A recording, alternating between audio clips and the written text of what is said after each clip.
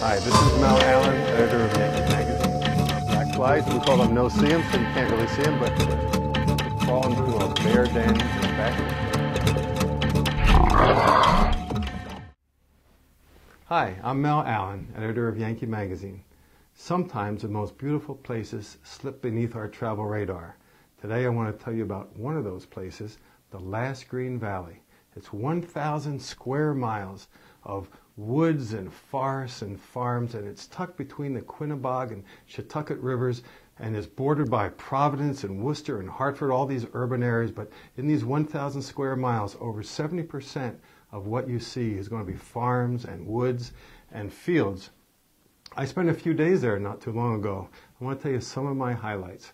First of all, Route 169, a national scenic byway, slices right through the heart of the Last Green Valley. It's 32 miles north to south from Woodstock to Lisbon.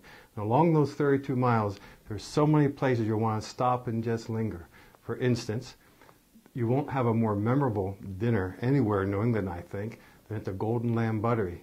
It's set on 1,000 acres. Just imagine driving up this long driveway, getting out, strolling those grounds, or going out on the balcony and the terrace, looking out over a scene that comes right out of a painting. Before dinner, you're going to board a hayride, and you're going to be serenaded as you go along those acres. Then you're going to come back and just going to linger for several hours over dinner. Now, on a much smaller scale, a place that really caught my eye was called the Vanilla Bean Cafe.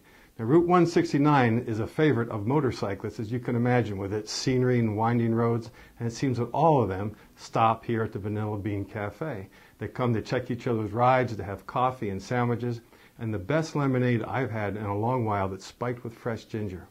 One of the best bargains in the Last Green Valley is not far from the Vanilla Bean Cafe. It's called the Sharp Hill Vineyards, and $5 bought me 5 tastings from the vineyard. My favorite was Ballet of Angels, and it has a great fruity essence, and we sat on wicker chairs and just kind of lounged the afternoon sipping the wine while other people were having lunch on the terrace. I've stayed at countless bed and breakfasts in my travels around New England, but none more unusual than the Safe Haven Alpaca Farm. And yes, it's an alpaca farm. There are over 100 alpacas during my time there, and many of them seem to be having babies. And as you go to sleep, you could hear the little mewings from the baby alpacas.